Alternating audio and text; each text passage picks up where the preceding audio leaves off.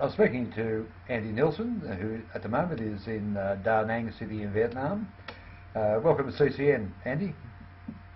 It's a pleasure to be with you, Gary. And you've been very busy today chasing up a 14-year-old who's got a problem with his eye, you tell me.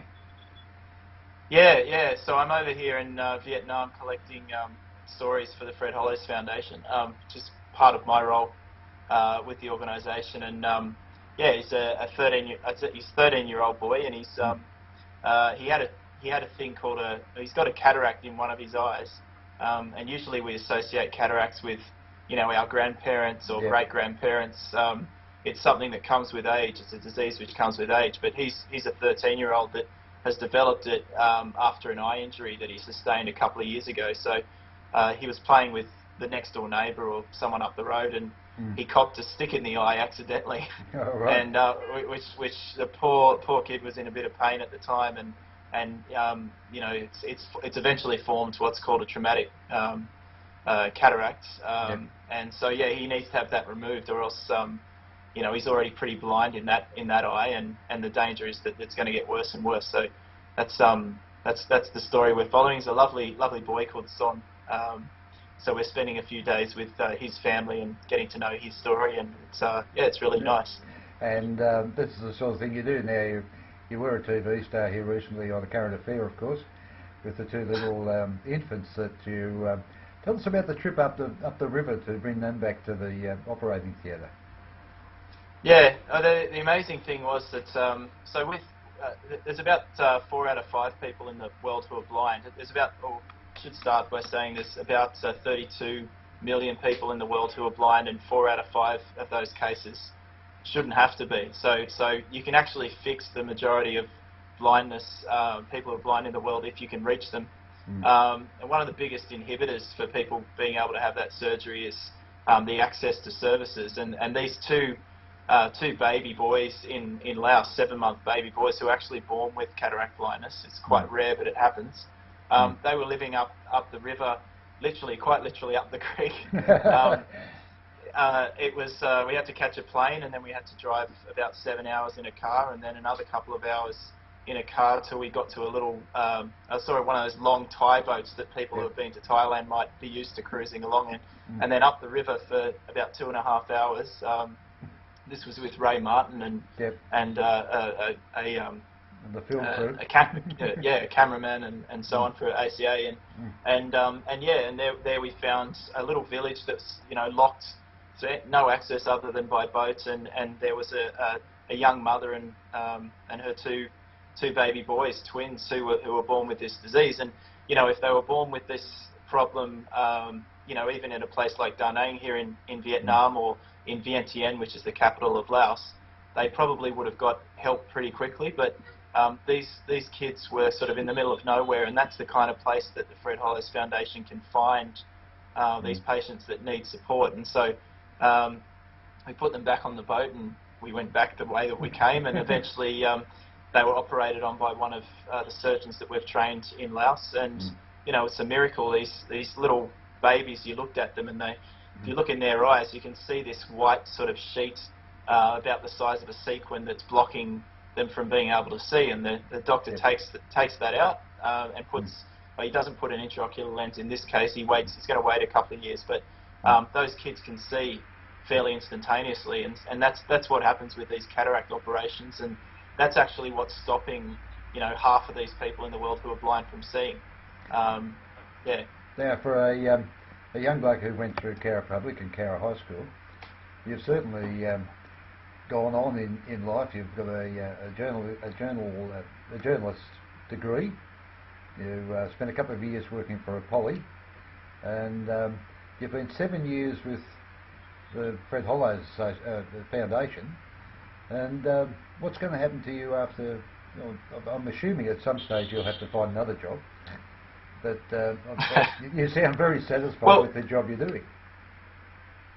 No, well, I am. I think the great thing about working for the Fred Hollows Foundation is that you should technically be doing yourself out of work.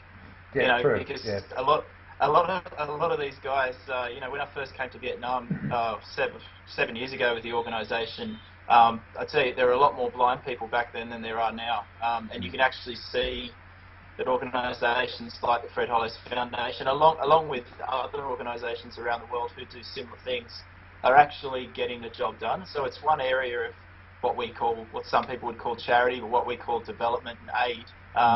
That you know, technically speaking, you should be able to do yourself out of a job, because what you do should leave a long-lasting legacy, and eventually the Vietnamese or the Laotian government or whoever it is should be able to look after their own, and that's what we aim to do. So yeah, I mean, I don't anticipate I will be doing this work in 5 to 10 years time, but I hope that one thing I've learned through working at Hollows is that you can apply your professional skills, which in my case are communications, journalism, and you can apply it for the good.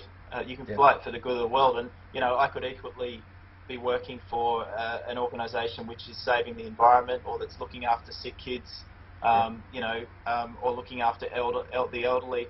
I just like the fact that I've chosen a career which allows me to do that. And sure, I could do communications in politics again. I could go and work for a private company. I could go work for Coca-Cola if I wanted to, in terms of communications. But the skills that you can apply to a charitable organisation or a development organisation it gets you up in the morning, and it makes you really, really want to do well at your job, because you're not making money for somebody. You're saving someone's sight, or you're helping to do something like that. So that was something I didn't know when I was probably at Cowra High School or Cowra Public, is that you could do that. But organisations like the Fred Hollows Foundation needs accountants, and we need policy directors, and we need communications people. So if you want to work and have work that does good in the world, you can apply your skills to that. So I hope that I'm working in an organisation which is as amazing as the Hollows organisation's been. Well, you're certainly an inspiration to those little kids in our little country town of Cowra. And so just rattle off a few of the countries you've been to. I know you've been all over the place, but some of the poorer ones in Africa too, you've been there as well, haven't you? Yeah. Earlier this year, I've been to a place called Burundi, which was in the news a bit recently because there was a bit of an uprising against the president. So I've been there early this year and late last year, and Rwanda and Kenya and Ethiopia earlier this year, and then there's places like Nepal, which is one of the most unique, amazing countries that I've been to. Sri Lanka, Vietnam, Laos, Cambodia, a lot of work in Central Australia as well, in the Indigenous communities, which is some of the most important work that the Fred Hollows Foundation does. So yeah, I've really been able to. Bangladesh is another place that's unique. I mean, it's been an absolute privilege to meet so many people from so many different cultures, so many different countries. It really does open your eyes to the world, and even though you can go so far, it actually makes you realise more than anything else how similar we all are. We just have slightly different rule books and slightly different languages and slightly different cuisines and stuff like that. And skin colour and all that sort of stuff, yeah. Yeah, and I think there's something about being in the country can be an isolating thing at a place at times, but I think country kids are born with or grow to become explorers, and really become fascinated in the world around them, because they sort of have to leave the nest at 18 or whenever they do, when like most city kids don't have to these days, but we have to leave the nest and look about what's out there and stuff. And so I think there's a natural curiosity that comes with people brought up in the country.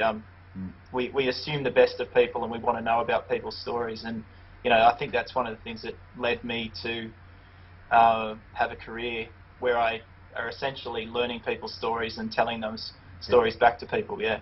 Sounds fantastic. Well, thank you for sharing that with us, and we'll put a link up to the Fred Hollows Foundation so that people who have read this or heard this will be able to make a donation and keep your good work happening. And when you're back in Cowra, which goodness knows when that may be, we might sit down and have a chin wag. What do you reckon? Yeah, I'd love to, Gary. Love to catch